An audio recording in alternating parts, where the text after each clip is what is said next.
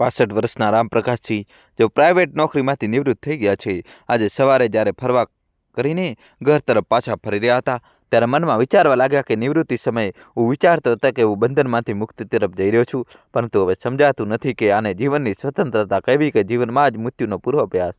જીવન ખૂબ ખાલી ખાલી લાગે છે। એક ક્ષણ માટે પણ મોટી મુશ્કેલીથી ધીમે ધીમે સરકે છે। તેઓ પોતાના ગામની વ્યસ્ત દિનચર્યાને યાદ કરવા લાગે છે। તે ગણી ચૂની ગલીઓ, તે મુઠ્ઠી પર લોકો, બધું એટલું નાનું કે એક દિવસમાં આખું ગામ જ માપી લેવાય અને લગભગ દરેક માણસ સાથે મુલાકાત થઈ જાય। તે સમય લાગતું હતું કે જાણે દુનિયા મુઠ્ઠીમાં છે। તે નાનકડી દુનિયા જેવી હાથમાંથી છૂટી કે બધું જ છૂટી ગયું। ખરેખર શહેરમાં આવતા પહેલા રામપ્રકાશજી પોતાની પત્ની સુનૈના અને પુત્ર સૌરભ સાથે ગામમાં જ રહેતા હતા, પરંતુ પોતાના પુત્ર સૌરભના ઉચ્ચ શિક્ષણ માટે તેમને ગામમાંથી શહેર આવવું પડ્યું, જ્યાં તેમણે પોતાનું મકાન ખરીદી લીધું। પરંતુ શહેરમાં આવ્યાના 3 વર્ષ પછી જ તેમની પત્ની સુનૈનાનું હાર્ટ એટેકથી મૃત્યુ થયું। ઉચ્ચ શિક્ષણ પછી સૌરભ નોકરી માટે વિદેશ ચાલ્યો ગયો। ત્યાં યુનિવર્સિટીમાં પણ તેની શૈક્ષણિક કારકિર્દી ઉજ્જવળ રહી, જેના કારણે તેને ત્યાં જ નોકરી મળી ગઈ અને ત્યાં તેને ભારતીય મૂળની યુવતી સુપ્રિયા સાથે લગ્ન કરી લીધા અને ત્યાં જ જઈને રહી ગયો। રામપ્રકાશજી એકદમ એકલા પડી ગયા હતા। આજે જ્યારે ફરવા કરીને રામપ્રકાશજી ઘરે પાછા ફર્યા ત્યારે અચાનક ફોનની ઘંટડી વાગી ઉઠી। તેમણે રિસીવર ઉઠાવ્યું તો બીજી તરફ અવાજ આવ્યો, હેલો બાબુજી, હું સૌરભ બોલું છું। હા બેટા બોલ, કેમ છે? બાળકો કેમ છે? બહુ કેમ છે? એક જ શ્વાસમાં રામપ્રકાશજીએ ઘણા પ્રશ્નો પૂછી નાખ્યા। બાબુજી, અમે બધા ઠીક છીએ, તમારી તબિયત કેવી છે? ઠીક છે બેટા, હવે તબિયતનું શું છે? આ ઉંમરે કંઈક ને કંઈક તો લાગેલું જ રહે છે, પરંતુ શરીર ચાલી રહ્યું છે। દોસ્તો, કહાની છેલ્લા સુધી જોજો અને વિડીયો લાઇક કરીને તમારા ભાઈ માટે દોસ્તો ચેનલ સબસ્ક્રાઈબ કરી દો। એટલે ભગવાનનો હરપળ આભાર માનું છું। શું વાત છે બેટા, આજે ઘણા દિવસો પછી મારી યાદ આવી? શું કહું બાબુજી, જિંદગી એટલી વ્યસ્ત થઈ ગઈ છે કે કંઈ કરવા માટે સમય જ નથી મળી શકતો। ઘણા દિવસોથી વિચારી રહ્યો હતો કે તમને ફોન કરું, પરંતુ કોઈક ને કોઈક કામમાં વ્યસ્ત થઈ જતો હતો। આ વાત તો તે સાચી કહી બેટા, જેમ જેમ પદ વધતું જાય છે, જવાબદારીઓ પણ વધારે વધતી જાય છે। બાબુજી, હું તમને એક વાત કહેવા માંગુ છું, ક્યાંક તમે ખોટું તો નહીં લગાડો ને? કહીને બેટા, ખોટું લગાવવા જેવું શું છે? બાબુજી, હું વિચારતો હતો કે તમે ભારતમાં તદ્દન એકલા છો। હવે તમારી તબિયત પણ ઠીક નથી રહેતી અને અમારું તો તમને ખબર જ છે કે અમારું ક્યારેક જ ભારત આવવાનું થાય છે। તેથી જ તો તમને ઠીક લાગે તો તમે અમારી સાથે ઓસ્ટ્રેલિયા આવી જાઓ। એ તમારા બંને પૌત્ર પૌત્રી પણ તમારો સાથ મેળવીને ખુશ થશે અને તમારો સમય પણ સુખપૂર્વક પસાર થશે। અહીં મને તમારી ચિંતા સતાવતી રહે છે। જો તમે અહીં આવી જશો તો અમે લોકો પણ તમારી તરફથી નિશ્ચિત થઈ શકીશું। પોતાના પુત્રનો પ્રસ્તાવ સાંભળીને રામપ્રકાશજીને ખૂબ સારું લાગ્યું। તેઓ વિચારવા લાગ્યા કે 5 વર્ષ વીતી ગયા, પોતાની નોકરીમાંથી નિવૃત્ત થયાને ક્યાંક એવું ન થાય કે કોઈ દિવસ અચાનક મારી આંખ બંધ થઈ જાય અને મારો દીકરો મારી આરતીને ખભો આપવા પણ ન પહોંચી શકે। આ વિચારતા રામપ્રકાશજીએ પોતાના પુત્રને પોતાની સહમતિ આપી દીધી। પછી સૌરભ બોલ્યો, બાબુજી, હવે તમે અહીં અમારી પાસે આવી જશો તો તમારા મકાનની હવે કોઈ જરૂર નથી, તેથી તે મકાને વેચવા પર લગાવી દો। મકાનને વેચવાની વાત સાંભળીને રામપ્રકાશજી થોડા હેરાન રહી ગયા, કારણ કે આ મકાન સાથે તેમની પત્નીની મીઠી યાદો જોડાયેલી રહી હતી। આ મકાનની એક એક વસ્તુને તેમણે પોતાના હાથોથી સજાવી હતી, પરંતુ પુત્રની વાત પણ સાચી છે કે હવે આ મકાન પાછું કોણ આવશે? આ વિચારીને તેમણે મકાન વેચવા માટે હા પાડી દીધી અને બીજા જ દિવસે ન્યૂઝપેપરમાં મકાન વેચવા માટે જાહેરાત આપી દીધી। થોડા દિવસોમાં મકાનનો સોદો થઈ ગયો। લગભગ 1 મહિના પછી સૌરભ ભારત આવ્યો અને મકાનના પૈસાની લેવડ દેવડ કરી દીધી। રામપ્રકાશજીએ બેંકમાં જે પણ એફડી બનાવીને રાખી હતી, સૌરભે તેનું પણ ડ્રાફ્ટ બનાવીને કેશ કરાવી લીધું અને બધી સંપત્તિ વેચ્યા પછી હવે તેઓ ઓસ્ટ્રેલિયા જવા માટે બિલકુલ તૈયાર હતા। નિશ્ચિત સમયે તેઓ એરપોર્ટ પર પહોંચી ગયા। સૌરભે કહ્યું, બાબુજી, તમે અહીં સોફા પર બેસો, બધી ફોર્માલિટી પૂરી કરવા માટે સમય જોઈશે। હું ચેક ઇન કરીને આવું છું, પછી તમને લઈને ચાલીશ। રામપ્રકાશજી ત્યાં સોફા પર બેસી ગયા અને તેમનું મન પોતાના ભૂતકાળમાં ખોવાઈ ગયું। તેમની જિંદગીના એક એક પાના ખુલવા લાગ્યા। જે મકાનને તેમની પત્નીએ એટલા શોખથી બનાવડાવ્યું હતું, તેને તેની વેચતી વખતે તેમનું મન ભારે થઈ રહ્યું હતું। શહેરમાં આવતા પહેલા રામપ્રકાશજીએ પોતાની પત્ની સુનૈનાને કહ્યું હતું કે ઘર ભાડે લઈ લઈએ અને આરામથી રહીશું, પરંતુ સુનૈના તૈયાર ન થઈ અને કહેવા લાગી કે ભાડે તો આપણે ફક્ત વર્તમાનમાં જ આરામથી વિતાવી શકીશું, પરંતુ ભવિષ્યની ચિંતા સતાવતી રહેશે। ભલે જેવું પણ હોય, એક નાનકડું મકાન કે ફ્લેટ લોન લઈને ખરીદી લો, ઓછામાં ઓછું વૃદ્ધાવસ્થામાં ક્યાંક ભટકવું તો નહીં પડે। કેટલા શોખથી મેં આ મકાન બનાવડાવ્યું હતું. સુનૈના પણ તો થોડા દિવસ આ મકાનમાં રહી શકી. અચાનક એક રાતે તેની તબિયત એટલી વધારે ખરાબ થઈ કે શ્વાસ લેવામાં મુશ્કેલ થવા લાગી. ઈલાજ માટે તેને હોસ્પિટલમાં દાખલ કરાવ્યા, પરંતુ ડૉક્ટરની લાખ કોશિશો છતાં પણ તેને બચાવી ન શકાઈ અને આ દુનિયામાં મને એકલો છોડીને ભગવાનને વહાલી થઈ ગઈ. સુનૈનાના મૃત્યુ પછી સૌરભ થોડા દિવસો માટે જ ભારત આવ્યો અને થોડા દિવસો પછી પાછો પણ ચાલ્યો ગયો. પરંતુ તેના ગયા પછી રામપ્રકાશજી ખૂબ એકલા પડી ગયા હતા. ક્યાંય પણ તેમનું મન નહોતું લાગતું. આ ઘરમાં એકલા રહેવું તો તેમને એવું લાગતું હતું કે જાણે ઘર કરડવા દોડી રહ્યું હોય. રામપ્રકાશજી, જેમણે ક્યારેય ઘરનું કામ કર્યું જ નહોતું, હવે પોતે જ રસોઈ બનાવવા લાગ્યા હતા અને ઘરની સાફ સફાઈ કરવા માટે એક કામવાળી બાઈને રાખી લીધી હતી. અચાનક રામપ્રકાશજીનું ધ્યાન ભંગ થયું. તેમને લાગ્યું કે ઘણી વાર થઈ ચૂકી છે. સૌરભ હજી સુધી ચેક ઇન કરીને આવ્યો નથી. ઘડિયાળ પર નજર નાખી તો લગભગ 2 કલાકનો સમય વીતી ગયો હતો. રામપ્રકાશજીએ ઓસ્ટ્રેલિયા જનારી ફ્લાઇટના કાઉન્ટર પર જઈને પૂછ્યું, મેડમ, મારું નામ રામપ્રકાશ વર્મા છે. મારા દીકરાનું નામ સૌરભ વર્મા છે. અમારે ઓસ્ટ્રેલિયા જનારી ફ્લાઇટ પકડવાની છે. મારો દીકરો ચેક ઇન કરવા માટે આવ્યો હતો, પણ તે મને ક્યાંય દેખાતો નથી. રામપ્રકાશજીની વાતો સાંભળીને કાઉન્ટર પર કાર્યરત એક મહિલાએ યાત્રીઓની લિસ્ટ જોઈને જણાવ્યું, જી હા, સૌરભ વર્મા નામનો એક યાત્રી અહીં આવ્યો હતો, જેણે ચેક ઇન કર્યું હતું. ઓસ્ટ્રેલિયા ફ્લાઇટ નીકળે તો 1 કલાકથી પણ વધારે સમય થઈ ચૂક્યો છે. તે મહિલાની વાત સાંભળીને રામપ્રકાશજીની નવાઈનો પાર ન રહ્યો. તે બોલ્યા, પરંતુ મેડમ, તે ફ્લાઇટથી તો મારે પણ ઓસ્ટ્રેલિયા જવાનું હતું. મને લીધા વિના ફ્લાઇટ કેવી રીતે જતી રહી? આવું તો શક્ય જ ન હોઈ શકે. અંકલજી, એટલા પણ યાત્રી તો ફ્લાઇટમાં જવાના હતા. બધા ગયા છે, કોઈ પણ યાત્રી છૂટ્યો નથી. જો કોઈ યાત્રી ન પહોંચે તો અમારી તરફથી ઘોષણા કરવામાં આવે છે. મહિલાએ કહ્યું તો રામપ્રકાશજી રડમસ અવાજે બોલ્યા, તો શું મને લીધા વિના જ મારો દીકરો ઓસ્ટ્રેલિયા જતો રહ્યો? આનો મતલબ તો એ થયો કે તેણે મારી ટિકિટ લીધી જ નહોતી. આ કેવી છેતરપિંડી છે! રામપ્રકાશજીના પગ નીચેની તો જાણે જમીન જ ખસી ગઈ. તેઓ પોતાનું માથું પકડીને જમીન પર ઢસડાઈને બેસી ગયા. વિચારવા લાગ્યા, શું મારો દીકરો એટલો કઠોર હોઈ શકે, જેને ભણાવવા લખાવવા માટે સુનહારા દિવસોનો પણ પરસેવામાં પલાળી દીધા, પોતાની ખુશીઓ તેના જીવન સંવારવા પર જ ન્યોછાવર કરી દીધી. સુનૈના મને હંમેશા કહેતી હતી કે આપણા ગઢપણ માટે પણ આપણે કંઈક બચાવીને રાખવું જોઈએ, પરંતુ મારો એક જ જવાબ હતો, લે દે કરીને. સૌરભ જ આપણો એકમાત્ર દીકરો છે. જો આપણે તેની સુખ સુવિધાનું ધ્યાન નહીં રાખીએ તો કોણ રાખશે? તે એક રમકડું માંગતો હતો તો હું 2 લાવીને આપતો હતો. તેની વિદેશમાં ભણવાની જીદ પૂરી કરવા માટે પૈસા ભેગા કરવા ખાતર ન જાણે મેં કેટલા પાપડ બન્યા હતા, કેટલાય લોકોના આગળ હાથ લાંબા કર્યા હતા. મનમાં બસ પોતાના દીકરાની વાત પૂરી કરવાની ધૂન સવાર હતી કે તે કોઈ રીતે વિદેશ ચાલ્યો જાય. આ વાતને લઈને પોતાના મોટા ભાઈ મનોજ સાથે પણ મારી લડાઈ થઈ ગઈ હતી, કારણ કે તેણે મને કોઈ પણ સહાયતા આપવાની ના પાડી દીધી હતી. તે કહેતો હતો, જ્યારે સમર્થન નથી તો વિદેશ મોકલે છે કેમ? શું પોતાના દેશમાં ભણતર નથી થતું? શું અહીં ભણીને બાળકો નોકરી નથી કરતા? જેટલી ચાદર હોય તેટલા જ પગ ફેલાવા જોઈએ. પોતાના ભાઈના આચરણથી મને કેટલી તકલીફ થઈ હતી. તે દિવસે મેં મનમાં જ નક્કી કરી લીધું હતું કે હવે મદદ માટે પોતાના ભાઈના દરવાજા પર પગ નહીં મૂકું. ત્યારથી અમારા બંને ભાઈઓ વચ્ચે પણ કડવાશ આવી ગઈ હતી. પરંતુ જો જોવામાં આવે તો તેમણે કંઈ પણ ખોટું નહોતું કર્યું. જે દીકરાને કારણે મેં પોતાના ભાઈ સાથે પણ સંબંધ તોડી લીધો હતો, આજે તે જ દીકરો મને આવા સમયે બેસહારા છોડીને ધોખો આપીને ચાલ્યો ગયો. જ્યારે મને તેના સહારાની સૌથી વધુ જરૂર હતી, ત્યારે સુરક્ષા કર્મચારીનો અવાજ સાંભળીને રામપ્રકાશજીનું ધ્યાન તૂટ્યું. તે કર્મચારી તેને પૂછવા લાગ્યો, સર, તમારે ક્યાં જવું છે? હું જોઈ રહ્યો છું કે તમે ઘણા સમયથી અહીં બેઠા છો. બેટા, હું ક્યાં કહીશ? મારું તો કોઈ ઠેકાણું નથી રહ્યું. મારે મારા દીકરા સાથે ઓસ્ટ્રેલિયા જવાનું હતું, પણ તે તો મને છોડીને જતો રહ્યો. હવે મારું નસીબ મને ક્યાં લઈ જશે તે હું પોતે પણ નથી જાણતો. આટલું કહીને રામપ્રકાશજી પાસે રાખેલી બેન્ચનો સહારો લઈને ઊભા થયા. તેમને કંઈ સૂઝતું નહોતું. દુઃખી હૃદયે તેઓ એરપોર્ટની બહાર નીકળી આવ્યા અને વિચારવા લાગ્યા, હે ભગવાન, આવી મુસીબતની ઘડીમાં હું ક્યાં જઈશ? મને કોણ સહારો આપશે? હવે તો મારું ઘર પણ મારી પાસે નથી રહ્યું. શું હું મારા મોટા ભાઈ પાસે જાઉં? શું તેઓ મારી મદદ કરશે? શું તેમણે મને માફ કરી દીધો હશે? પણ હવે બીજો કોઈ રસ્તો પણ નથી. તેમની સામે રહીશ, વિનંતી કરીશ, મારી મજબૂરી જણાવીશ તો કદાચ તેમનું મન પીગળી જાય. એકવાર જઈને જોવું. આમ વિચારતા તેઓ બસ પકડવા માટે આગળ વધ્યા. લગભગ 2 કલાક પછી તેઓ પોતાના ભાઈ મનોજના ઘરે પહોંચ્યા.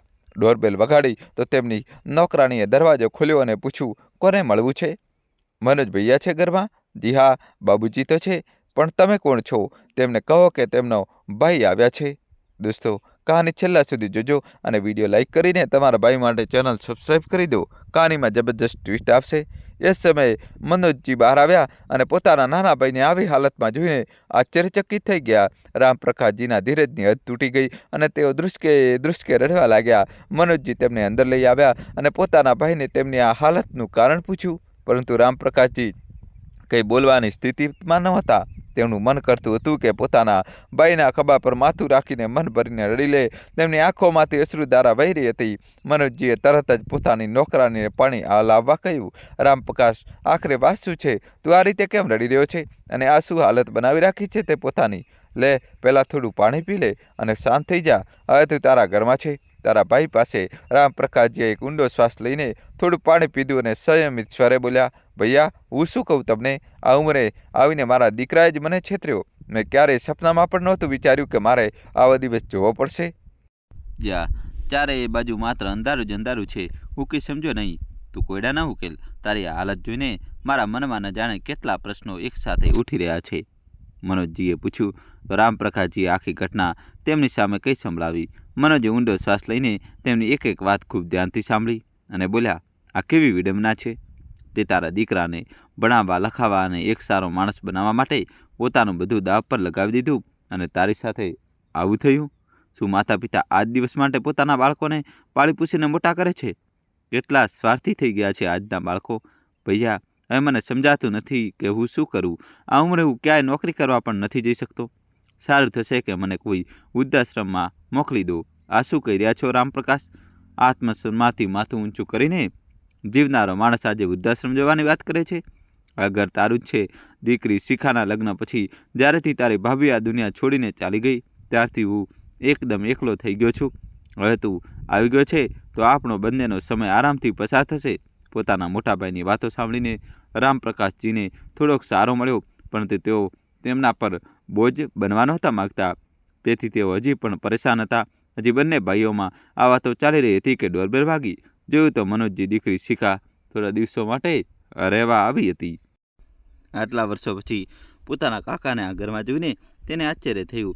શિખા તેમની પાસે બેસીને તેમના ખબર અંતર પૂછવા લાગી, પરંતુ જ્યારે તેને તેમની હાલત વિશે જાણકારી મળી તો તેને ખૂબ દુઃખ થયું અને આશ્ચર્ય પણ કે સૌરભ કાળજી સાથે આવું કેવી રીતે કરી શકે છે. બીજા દિવસે સવારે શિખાએ પોતાના પિતાજી અને કાકાજી માટે સ્વાદિષ્ટ નાસ્તો બનાવીને પીરસ્યો અને એક અલગ રૂમમાં ચાલી ગઈ.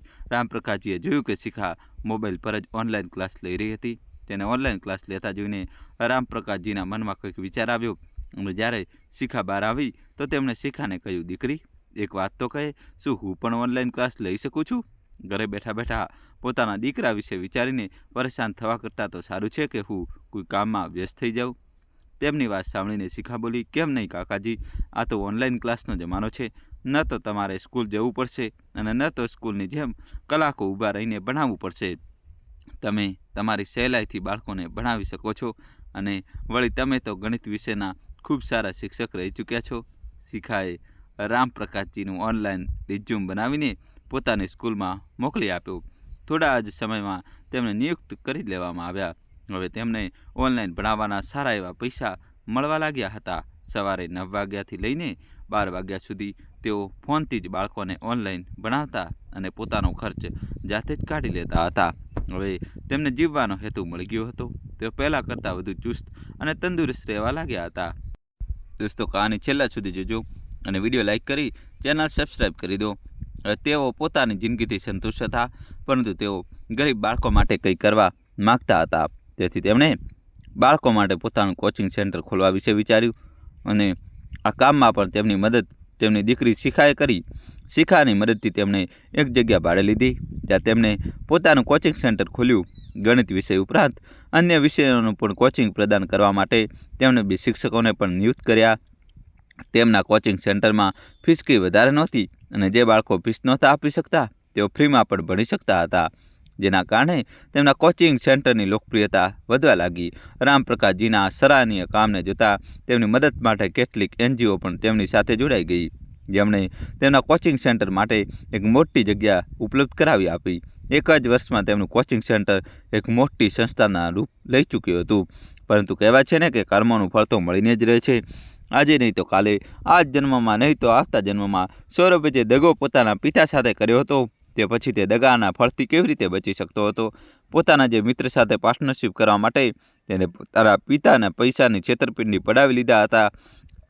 આ મિત્રે તેને પાર્ટનરશિપનો ભ્રમ આપીને તેના બધા પૈસા પડાવી લીધા. પાર્ટનરશિપમાં વિદેશ શરૂ કરવા માટે તેને નોકરી તો પહેલાં જ છોડી દીધી હતી અને હવે તેને ક્યાંય નોકરી પણ મળી નહોતી રહી. આખરે વિદેશની ધરતી પર પૈસા વિના કેટલા દિવસ રહી શકતો હતો? જે થોડા ઘણા બચેલા પૈસા હતા તેનાથી પોતાની ટિકિટનો ઇંતજામ કરીને તે લોકો ભારત પાછા આવી ગયા.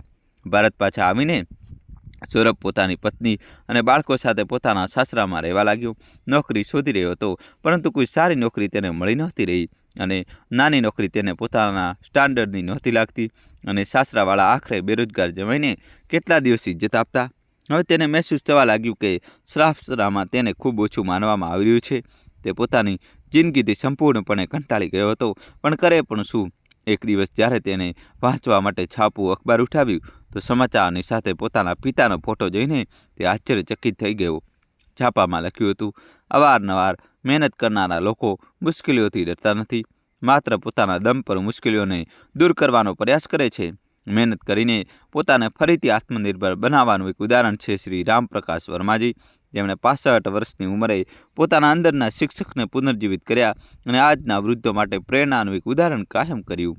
તેઓ તે મહાન શિક્ષકોમાંથી એક છે જેમણે ગરીબ બાળકોને મફતમાં ભણાવવાની જવાબદારી લીધી અને તેમના આ પ્રશંસનીય કાર્યને ધ્યાનમાં રાખીને સરકાર તરફથી તેમને ઇનામ આપવામાં આવનાર છે. આ સમાચાર વાંચીને સૌરભને પોતાની આંખો પર વિશ્વાસ ન થયો. તે આશ્ચર્યમાં હતો કે જે પિતાને તે દરની ઠોકરો ખાવા માટે છોડીને ગયો હતો તે આજે પોતાના દમ પર આટલો મોટો પુરસ્કાર પ્રાપ્ત કરવા જઈ રહ્યા છે. છાપામાં છપાયેલા સમાચારની સાથે તેમના કોચિંગ સેન્ટરનું નામ અને સરનામું પણ લખેલું હતું.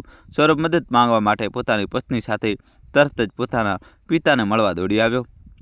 પહોંચીને જોયું તો તે જગ્યાએ ઘણું મોટું ઇન્સ્ટિટ્યૂટ બનેલું હતું. ત્યારે તે બંને અંદર ગયા તો ગાર્ડને પૂછતા તેને જણાવ્યું કે તેમને રામપ્રકાશજીને મળવું છે.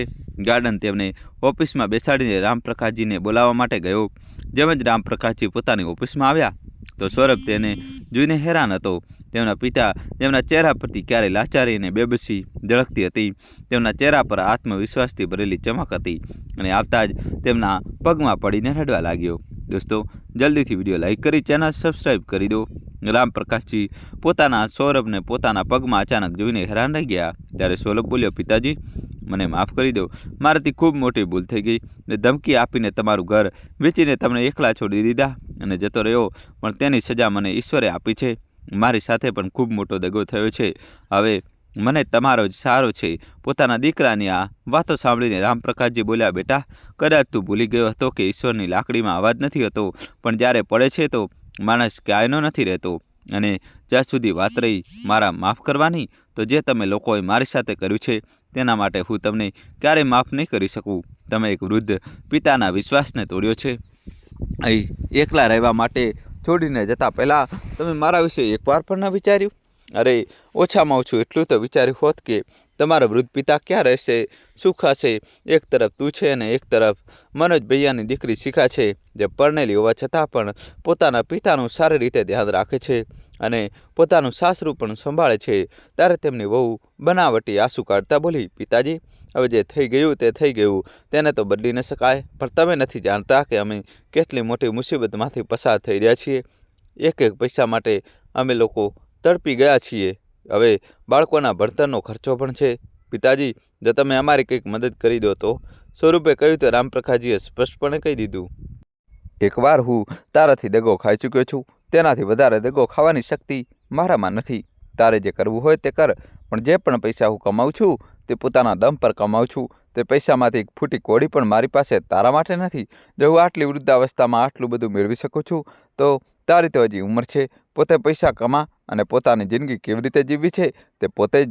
પણ મારી પાસેથી આશા રાખીને મારી પાસે ફરી ક્યારેય પાછો ના આવતો. મારી ક્લાસ લેવાનો સમય થઈ રહ્યો છે. હું જાઉં છું. બંને દીકરો બહુ પોતાના પિતાને આશ્ચર્યથી જોવા લાગ્યા. તે બંને કંઈક બીજું બોલે તે પહેલાં જ રામપ્રકાશજી ઉઠીને પોતાનો ક્લાસ લેવા માટે જતા રહ્યા. દીકરોને બહુ બંને મોઢું લટકાવીને પાછા આવી ગયા. હવે તેમની પાસે પસ્તાવો કરવા સિવાય બીજો કોઈ રસ્તો બચ્યો ન હતો. તો મિત્રો, તમને આ વાર્તા કેવી લાગી? લાઈક અને કોમેન્ટ કરીને જરૂર જણાવો અને ચેનલને સબસ્ક્રાઈબ કરવાનું બિલકુલ ન ભૂલો. મળીએ છીએ એક નવી વાર્તા સાથે. ખૂબ ખૂબ ધન્યવાદ. અને દોસ્તો, તમે કયા ગામ કયા શહેરથી આ સ્ટોરી જોઈ રહ્યા છો? તમારા ગામનું નામ, શહેરનું નામ કોમેન્ટમાં જણાવવું જ પડશે. વિડીયો લાઈક કરીને ચેનલને સબસ્ક્રાઈબ કરી દો. ખૂબ ખૂબ ધન્યવાદ. દિલથી આભાર.